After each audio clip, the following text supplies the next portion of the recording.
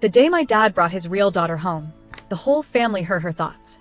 In my last life, Mom and Dad were tricked and killed because of Nora. This time, I won't let it happen. I have to protect this family. I glanced at the wall, lined with my martial arts trophies, then at the girl standing nervously in the living room. She looked fragile, like a gust of wind could knock her over. Me? I was the national kickboxing champion, an MMA golden belt holder, and MVP of the Professional Fighting League. Schemes? Please. I could end a fight with one punch. That thought barely registered before a chill ran down my spine. I had been in the home gym, sweat soaking my sports bra and shorts, muscles gleaming in the mirror. The dumbbell in my hand clanged to the floor as I heard quiet sobs from downstairs. Heading down, I found a girl sitting between my parents on the sofa.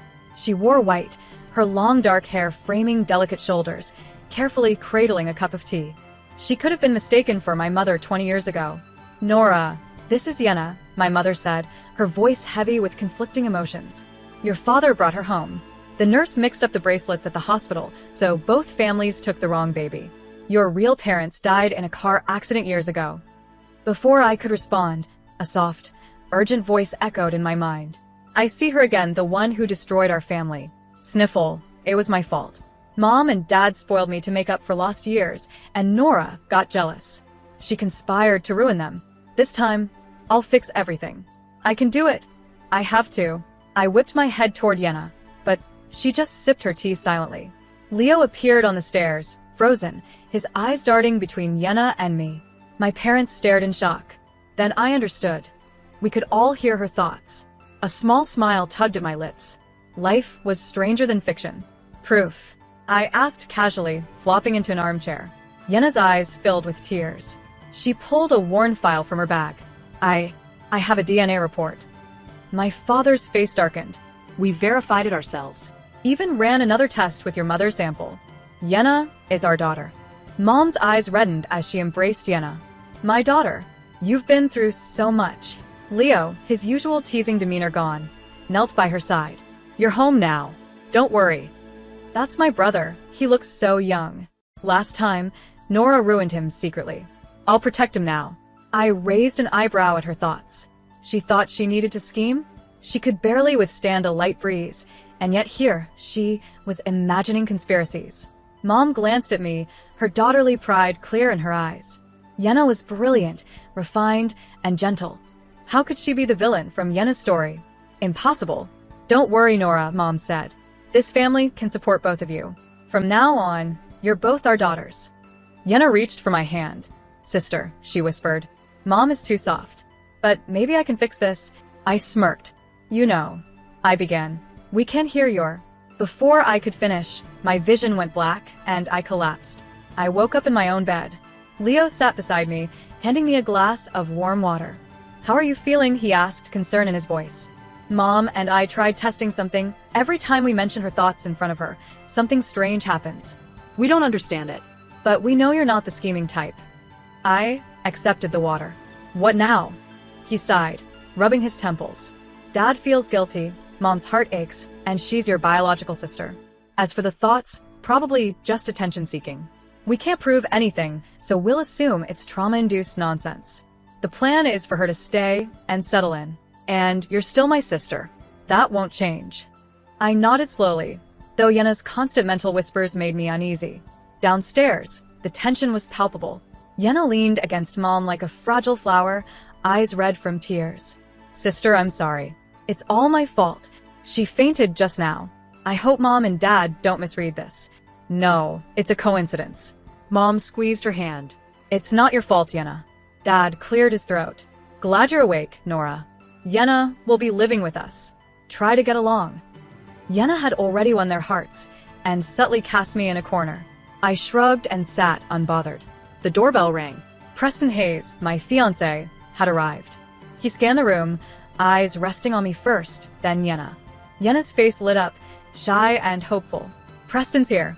In my last life, he chose Nora out of obligation, but we were meant to be. This time, I'll make it right. Preston hesitated briefly, then greeted my parents and Yenna politely. Welcome home, Miss Howard. He finally turned to me. Nora, are you alright? Why wouldn't I be? I said flatly. Leo broke the silence. Perfect timing, Preston.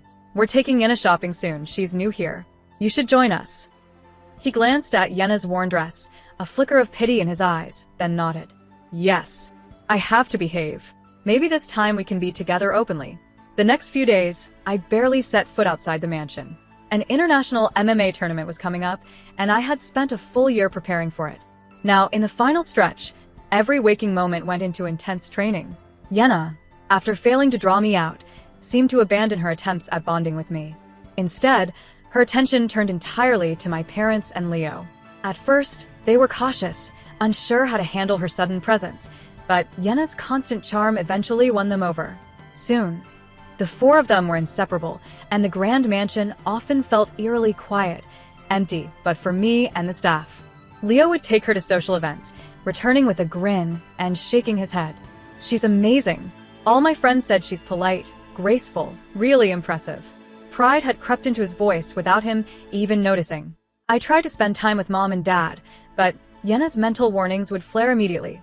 Oh no. Nora is alone with Mom and Dad. I can't let her get close. In moments, she would appear between us, and suspicion would cloud their eyes. And strangely, her warnings were coming true. She foresaw the withering of Mom's favorite rose bush, and it happened the next day. She warned my father about a crack in his antique brush washer, and days later it shattered under the gentlest touch. Even Leo's business dinners weren't safe. She cautioned him against a spiked drink, and he avoided a major disaster. Everything she predicted came to pass, except anything involving me. Gradually, my family's trust shifted entirely to her, leaving me isolated. Mom's eyes, once proud and affectionate, now held the faintest trace of doubt. One day, when they went out shopping for Yenna's wardrobe, I stayed behind. She murmured in her mind, just like last time. She'll be jealous because I took Mom and Dad's attention. Please, don't let her hurt them. I ignored it all, retreating to my room. Later, Leo sought me out. You saw, didn't you? He asked, reading my expression. Saw what? Don't misunderstand.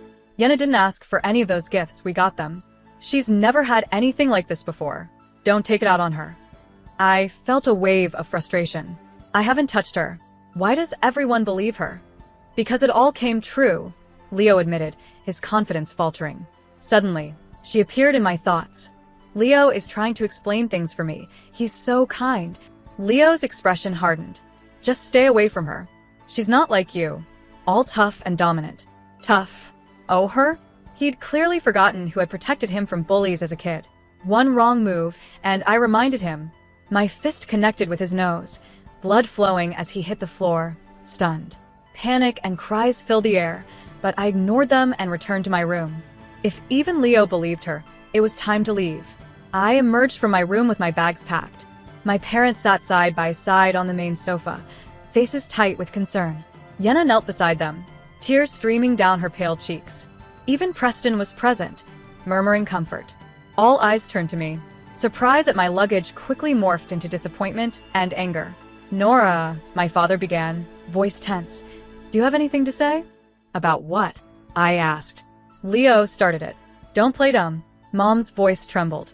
She gestured at Yenna. You poisoned her water. If your father hadn't discovered it. I froze, realizing she had framed me. Her inner voice was silent, no warning this time. I didn't touch her water, I said coldly. You're still denying it. Dad slammed the table. The maid saw you in the kitchen. How else could this happen? Preston's eyes held quiet disappointment. Even if you didn't, you should apologize to Yenna. It was becoming painfully clear. Her predictions about him and Yenna were working. Then nothing I say matters. If there's no place for me here, I'll leave. I stood tall and walked toward the door. Wait, Preston called, holding Yenna's hand. I came to break off our engagement. I've fallen for Yenna. She needs me more than you do. Seriously? He mistook my silence for heartbreak. I would never care for him. I could flatten him with one punch if I wanted. He went to Yenna, holding her hand tenderly. Oh no, is she playing hard to get? But Preston is all I have. Preston hugged her gently, her fears easing. I left, using my prize money to buy a modest home. Meanwhile, Yenna thrived at the Wild Mansion, her predictions guiding Leo through business risks and impressing my parents. She and Preston became the golden couple of high society. I became the cautionary tale. Once privileged, now vanished from their lives, quietly carving my own path in the underground fight scene. The first night, I faced a towering opponent in a packed fight club. He lunged at me, fists raised. I sidestepped, grabbed his arm, and used his momentum to slam him to the floor. Dust rose. The crowd gasped, then erupted in cheers. The referee raised my hand in victory. In a corner, I caught a glimpse of Leo, Preston, and Yenna, shocked and speechless. I ignored them, collecting my water and towel. Nora. Leo's voice was tight, strained. What? I said, not turning. Look at yourself. This isn't official competition. Are you desperate for money? He demanded. Yenna's trembling voice joined in. Sister, please don't. She's so barbaric, a pity party maybe. If she wants to come back, she must apologize first. I laughed. I'm earning honestly. How is that debasing? It's far better than playing the victim and manipulating people. Yenna paled, tears flowing. Preston gripped her tighter. Nora, watch your words. She's our daughter. I scoffed. Did you just come here to lecture me? Leo's voice softened, a mix of concern and exasperation. Come home, Nora. Tell me what you want. Save your lectures. I'll walk my own path. Next time, I won't be polite. My fist flexed, scorn dripping from my tone. My manager smirked. Stay away from her. She's not worth your time. I left, and they never came after me. Through whispers, I learned Yenna was flourishing, guiding Leo, impressing my parents, and deepening her bond with Preston. Meanwhile, I built my life, becoming a cautionary legend, a girl who vanished, leaving behind only whispers of what once was. I cut through every opponent placed in front of me and stood at the very top of the podium, the golden belt secured around my waist. Not long after the victory, an uninvited guest appeared. Leo. My former brother cornered me in a dim underground parking structure after a private exhibition match. The scent of blood had not yet faded from my skin. He stood out immediately, dressed in a custom-tailored suit that looked absurd in the concrete gloom. Years had passed since I last saw him. He looked older, sharper around the edges, but the fatigue in his eyes was unmistakable. Nora, he said, his voice rough. Mr. Wilde. I replied coolly. What do you want? The distance in my tone made him stiffen. Shame flickered across his face, quickly swallowed by urgency. Yenna is ill, he said. Critically. She needs a blood transfusion. I stared at him, unmoved. And we checked the family's old medical files, he continued, as if this were a business negotiation. Your blood type matches hers. The audacity almost impressed me. So, I said calmly, you came to ask the woman you accused of poisoning her to save her life. When she's dying, you remember I exist. I added, my gaze sharpening. That takes nerve. He clenched his jaw. We can compensate you. Enough money to last you a lifetime. I laughed outright. Leo, I said, stepping closer. He instinctively backed away. Do I look like someone who needs your charity? His patience finally snapped. His face twisted with anger. If anything happens to Yenna, the Wilde family will hold you responsible. I cracked my knuckles slowly. You can try.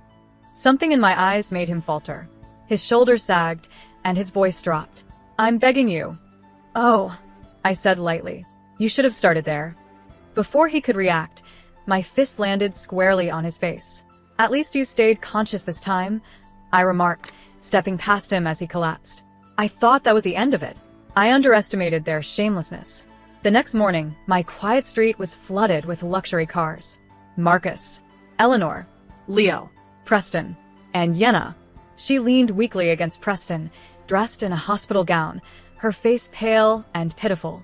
Reporters lined the sidewalk behind them, cameras already rolling. The moment she saw me, her eyes reddened. Sister. My mother rushed forward, tears spilling freely. Nora, my child, you've suffered enough. I stepped aside, leaving her reaching for nothing. Get to the point, I said flatly. I have training. My father's face darkened. Look at where you live. Is this how you disgrace the family? I laughed. More dignified than staging a public tragedy at someone's door. Preston frowned. Yenna is this sick and you still act like this. It's only blood. Saving a life should not come with conditions. Her inner voice chimed in immediately. He's right. She's heartless. I rubbed my ear, unimpressed. I'm not holding grudges, I said slowly, scanning their faces. I simply don't care about any of you. My father shook with rage. Yenna sobbed harder. I know you hate me for taking everything from you. If kneeling will save me, I'll do it. She pretended to sink to the ground, only to be caught dramatically by Preston and my mother. Enough, my mother cried, glaring at me. Do you want her dead before you're satisfied? Leo stepped forward. Name your price. I looked at the reporters, then back at them, and smiled. Fine, I said. 3 conditions. 1, the money must be substantial. 2, I won't give much blood. I have competitions.